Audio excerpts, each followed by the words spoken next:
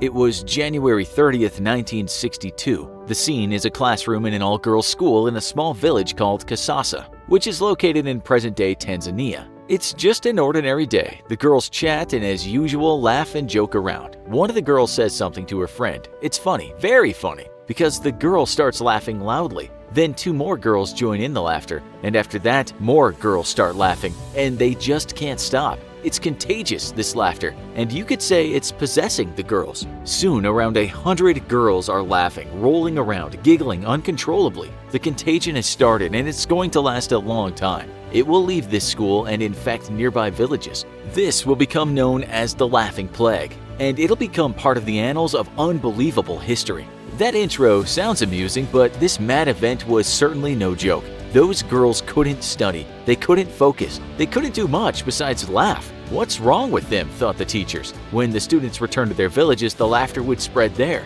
and it went on and on for days, weeks, months, and it didn't die out for about 1.5 years. And in the end, over 1,000 people came down with this plague. They weren't just laughing either. Some of them fainted, others could hardly breathe, some cried, some screamed. Some broke out in rashes, and a few of them couldn't stop passing gas from their behinds. It was mayhem, madness, and as we said, it was no joke. Those people weren't having fun. They weren't enjoying these laughing fits. We say fits because, of course, they weren't continuously laughing for 1.5 years. Some of them stopped, and oh, what a relief that was. But then they relapsed, and again, the agony of laughter took control. The fit might last just a few hours, but some would be possessed by laughter for days on end. There might be a break for a few days, and then it would start back up again. The first school where it started had to close. How could teachers work with kids just laughing all the time? It opened back up again and then closed again. 14 schools in total were affected. The locals had a name for it, which was Indwara Yokusheka,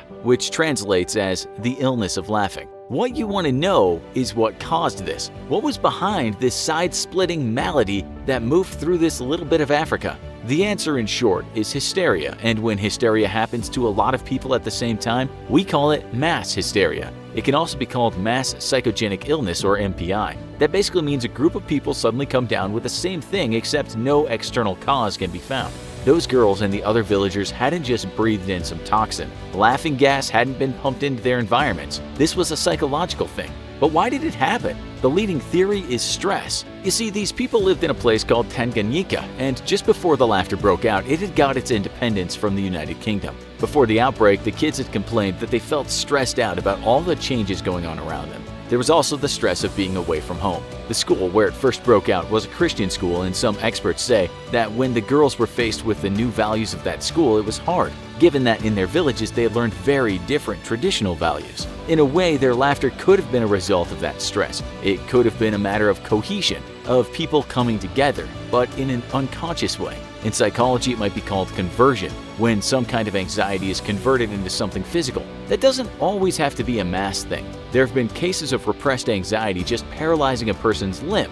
I'm stressed. Oops, there goes the use of my leg. It's happened. We should also say that this is not the same as something called crowd theory, when crowds can get hypnotized and exhibit a certain kind of behavior. These people weren't mimicking each other. They weren't under the influence of a certain energy. They were sick. One psychiatrist explained it like this: the symptoms experienced are real. Fainting, palpitations, headaches, nausea, shaking, even fits, and is often attributed to a medical condition, but for which no conventional biomedical explanation can be found. There are other theories of why it happened too. Some scientists have said that it could have been caused by a virus in the brain. One of them wrote, "I find it improbable that a purely psychological mass reaction would last so long and be so widespread." He said that there have been quite a lot of cases when mass hysteria broke out, especially in schools, but not like the Laughing Plague. This was a special case because it went on for so long and was so widespread.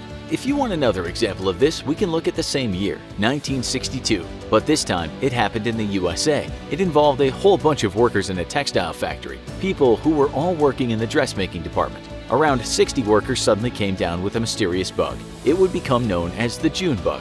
Those folks were fainting, throwing up, or just felt very dizzy. Some were taken to the hospital, and the story soon hit the media. How can so many people all working in the same place just come down with something at the same time? The U.S. Public Health Service Communicable Disease Center got on the case, and it couldn't find anything wrong with these people. The conclusion was hysterical contagion.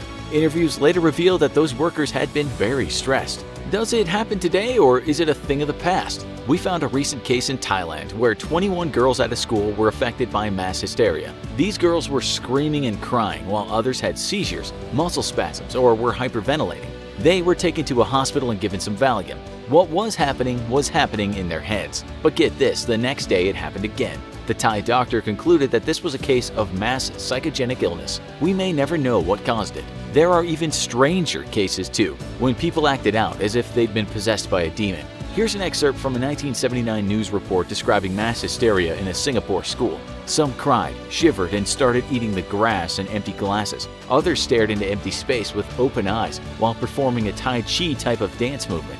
Imagine being there for that one. You could have been mistaken for thinking the zombie apocalypse was really happening. Because there have been so many cases in schools, a psychologist named Robert Bartholomew actually wrote a book about it.